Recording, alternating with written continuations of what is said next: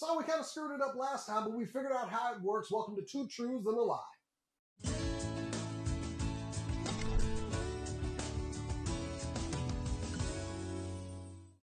So just like Jason said, last time we've already made an apology video for the beginning of that one. Yeah, but we ended up trying to play Two Truths and a Lie.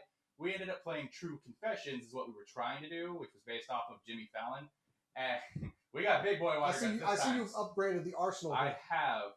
So what we went ahead and did last time was we played True Confessions, where we told either two truths or we told two lies, but there was always one truth and one lie. But we kind of messed it up, and some people didn't understand, and I kind of didn't explain it well. So we had it was still a fun game to play. But today we're actually playing True Truths and a Lie.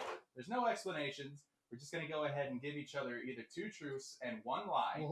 And if the person gets it right, for example, if I tell Jason two truths and a lie and he guesses the lie correctly, you bad.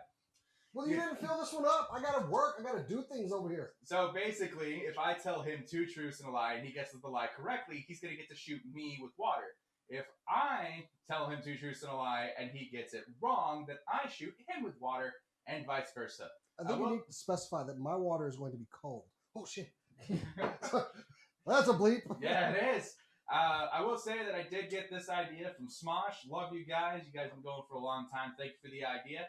But we're going to go ahead and get started. Okay, Jason, I guess I will go first. So, you ready? Okay. All right.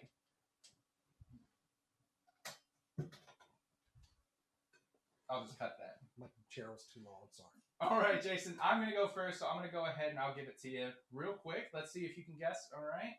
I started off with some pretty simple ones. You can't give it to me. X gives it to me. X gives it to you. My favorite Godzilla movie is Shin Godzilla. My favorite Marvel Cinematic Universe movie is Spider-Man Far From Home. My favorite comedy movie is Super Troopers. Ooh. I'm going to say, and I'm picking the lie. I'm going to say that the lie is your favorite Godzilla is Shin Godzilla. So that's your final guess? That's my final guess. Come on! No, go for the face! Don't go for the mic! God! My favorite movie from Godzilla is Shin Godzilla. The lie was my favorite movie was Spider-Man Far From Home. My favorite MCU movie is actually Captain America, Winter Soldier. Oh. Yeah, up to a great start. Beware of the microphone. That's I am very, very careful of the microphone. Yeah, I'm only going to hit you in the face with mine, just because, I care about gear. All right. So, for mine. I'm not confident about First one, I once punched a grade school child. Where? 2, I once rode a bicycle off a bridge into a dirty stream. I feel like that's true. 3, I once found a gun in a bathroom that a police officer left there. Which one is the lie? So, I've been friends with you for a while now. All of these sound incredibly true. The reason why I have to question one thing. Okay. And I know that we said we weren't going to go into in-dig questions like we did before. Okay. On this grade schooler. Yes. How old were you? You don't have to give me an actual year. Adult. You were an adult? Yes. Okay, because that was the thing. Is I didn't want it to be like, oh, well, I did punch a grade schooler, but I was also a grade schooler. I, as an adult, punched a grade school child.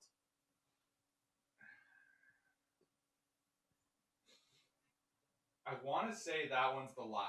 And the reason why I want to go at is because I feel like the joke would be that it's your kids and Child Protective Services are going to show up at the door.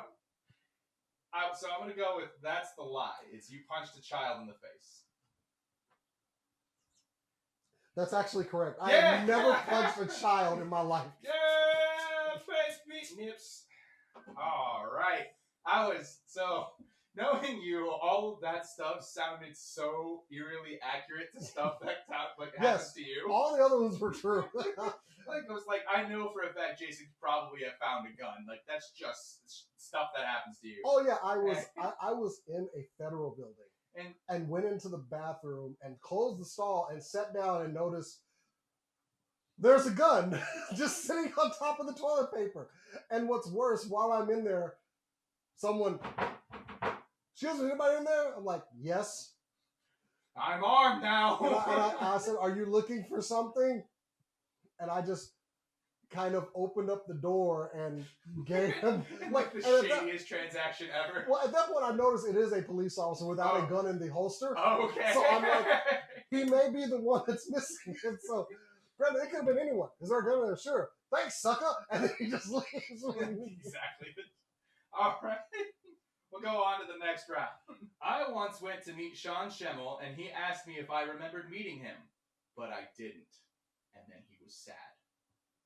I was once pushed and then immediately hugged by John Barrowman. I once played a game with Will Friedle to get a free autograph and won. Oh, man. All those are... Because John Barrowman is that dude. He will hug a stranger. After assaulting them. And Sean Schemmel is also that guy that is just a great person. But Will Friedle is also... These are all nice stories about celebrities. Oh, man.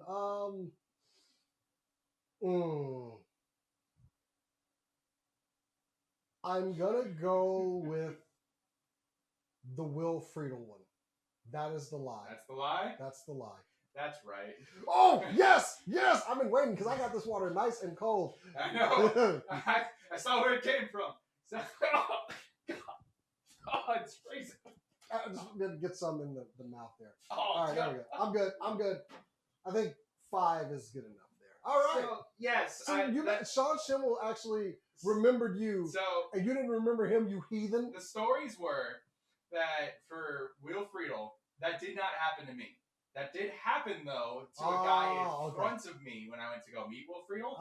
That story's funny because that guy pulled out a D20 and was like, I'll roll you for it. Do you need a D20? Ooh. And Will said, no, man, I got my own. And pulled out his own D20, and they rolled to see who could get the higher number, and the guy won, and he was like, pick anything on the table. I'll autograph it for you. And I was like, that's awesome. The man had his own D20. I appreciate that. But with Sean, I went to go meet him for the very first time. It was my first signed autograph. So you thought. I walked up to him, and I was so excited. He was like, yeah, man, it's great to see you again. I was like, what do you mean see you again? He was like, don't you remember we met last year? Like, we had a huge conversation. Dude, we had such a good conversation. I went, no, we didn't. And he went, you don't remember me? I was like, I would absolutely remember you. And that went for a solid, minute of apologies. And then I met him again next year, and he went, do you remember me? And I was like, yes. Yes, I do. As for John Barrowman, I was sitting in line to get an autograph for Chris Sabat, and there was a land speeder that was on display in the same convention, and I saw John Barrowman posing on the land speeder. He was basically saying, draw me like one of your French girls. So I went over there to go take a picture of him while he was there. And so I got out of line. My friend held my spot. I went over there. The moment I got over there, he got up. And I went, man, I'm sad that I didn't get here soon enough. I wanted to get that photo of you on a land speeder. And he went, ha ha! And just full on pushed me to the ground. And that's totally John Barrowman believable right there. What just happened? And he went, nah, I'm just kidding. And then he just gave me the world's biggest hug and then skipped away. The man is a national treasure. So yes, you got it right. The Will Friedle one was a lie. That water was cold. I feel like, and you put it from a mug and it went in my mouth. We just shared a cup. I hope you know that. I mean, you shared it. I'm still sick. Well, you shared mine. Anyway. Just tell me too. They'll make you stronger. Anyway, so, all right. Here are mine. I once tried out for Power Rangers and didn't make it because I wasn't Hispanic. Why is it salty? Don't worry about that. I once was groped by Elvira, Mistress of the Dark.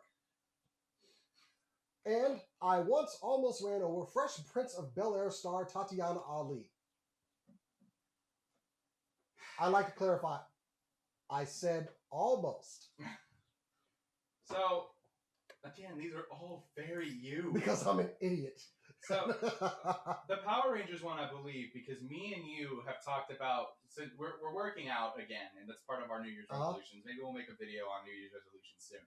But we both made it so that way if we could get in shape, we were going to go and audition for Power Rangers. Like, that was just something we wanted to do. But at no point when we talked about that had you mentioned that you had already done that before. Hey, my life is wide and varied. It's been a lot of years. Go ahead. I feel like you have been groped by Elvira, just like I've been assaulted by John Barrowman. And believable. I do believe, man, this one's tough. I 100% believe that you would have gone to go and be Power Rangers, but I'm gonna go ahead and say that's the lie, because when we talked about it, you did not say that you had ever auditioned before. But I feel like the other two, you would have also, like, if you almost ran over the star, like, you would have just like stopped and been like, "I'm so sorry," and then she'd have been like it's not okay, but it's somewhat okay. So your final answer is the Power Ranger thing. Yes, I'm gonna say that's false. And you're gonna say that's wrong. Oh God, no! So, which series? To explain, when they did the second casting call, I was actually one of the last people. They did the auditioning here in Dallas. For which one? After when they were casting for the 3 actors after Jason. For like Mighty Morphin. Yeah, it was Mighty Morphin. This was in the early days of Power Rangers. So I went in, they looked me over, they said, "You can stay." I did my routine to music. It was a minute and a half routine. Who were you trying? Was it Rocky? I don't know which one I was trying out for. I was just trying out. It was open at that point. Did my routine. They said it was excellent and I can stay. I read the line. They said I could stay. They measured me. They said I could stay. And then it came down to me and also an actor on the show. And they asked me, how much Spanish can you speak? And I was like, I'm not Hispanic. And they were like, oh. My correct answer should have been C, a lot. But because of my racial ambiguity, they were like, no. So, yeah. I can only assume that had to have been Rocky then. Probably. Because the other people that got replaced was Trini, and which I mean, obviously you couldn't. You couldn't. And Johnny on Bosch. I could have been a Black Ranger. Johnny on Bosch. Well, that's the thing though. If you're going based off Hispanic, the only one that could come close is Rocky. Yeah. Well, I didn't get the part. So yeah, the other one. I feel like you'd be very. I feel like you're still upset about that. Oh God. Okay. So Tatyana Ali. I used to work at a hotel downtown, and I went to school downtown at El Centro. So I would rollerblade up to my job. And she was coming out of a side door with 3 other girls. Also had a huge crush on her, by the way. And came inches away from running her like 5'2" self over on rollerblades. So I apologized very quickly and ducked inside the employee entrance because I was so embarrassed. Because in that time frame of missing her and her screaming, I was like, "That's Tatyana Ali. I'm sorry." And she's come out of the hotel that I work at, by the way. So you didn't get groped by Elvira. Of course not. She is a lady. Thank you. I wouldn't know. How dare you? How dare you, sir? Assume such things. That woman is a saint. You're right. How dare I assume? That was the most illogical one in comparison to the fact that you were almost on Mighty Morphin Power Rangers. All right. Yeah. Yes. All right. Let's see if you can go ahead and get these. I'm not getting squirted anymore. Let's do this. I have watched every Superman film at least twice. Okay. I once rode down the highway clinging to the top of a car. I once sat at the front of a roller coaster after being lied to that it wasn't one. Okay, the first one. What's the first one again? Hold on. Let me hear all of it. Okay. I have seen at least every Superman film twice. Okay. Gotta say that one is legit. I once rode down the highway clinging to the top of a car. Believable, but... I once sat at the front of a roller coaster after being lied to that it wasn't one. Yeah. I'm going to go with the highway thing. You have not done that one. Because that's death. That's death. Someone lying to you? Yeah, someone totally lied to you. So, you did not cling to the top of a car and go down a highway.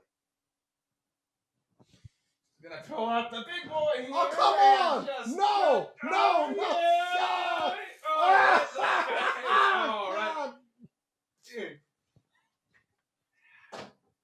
That's why we saved the big boy. Which one was the lie? I have only seen Man of Steel when it comes to Superman movies. I have not seen the Brandon Routh one, and I have not seen any of the Christopher Reeve ones, but I do own them. I have only seen Man of Steel, and I have watched that one multiple times. Go to hell. That was so believable from you. I know, that's why I picked it. Damn it. So, yes, I have gone down the highway on the top of a Oh, car. please, do go on. I was in college, and there was a group of girls that we were all friends with, and they all got in the car and said they were going to Walmart.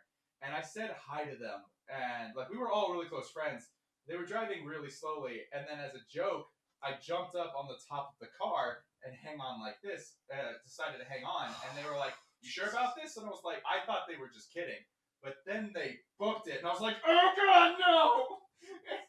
So yeah, I have. And the roller coaster, I was a child. I was about 10 years old with the roller coaster one. I do not like roller coasters. I absolutely hate them. And I was told that Space Mountain was not a roller coaster by my own mother. She told me where's the trust? I haven't trusted my mom since. And I sat in the front, and not only was it a roller coaster, it was an indoor roller coaster. Space Mountain. Oh, I'm familiar. Loop-de-loops and spins, and I was the only one in the front, and I don't remember anything after that. Did you have the picture? No. Was this before the picture? Oh, man, you gotta get the picture. No. My family was the type of people that did not get pictures. Still look at it. I think we got one photo our entire time whenever we went to an amusement park. And I want to say it was for Splash Mountain at Six Flags. That's the only photo we've ever gotten from an amusement park we went to. Well, you got your last shot in there. And that will be the last shot you get in. So, the last one, maybe stories, because these are the best ever. I'll never get this one right. Ship stories. Okay. I once slipped off a ladder on a ship and dropped 12 feet, but landed on my feet. I once fell overboard off the ship and had to be rescued. An officer once punched me twice and called me a bitch in front of a 2-star admiral.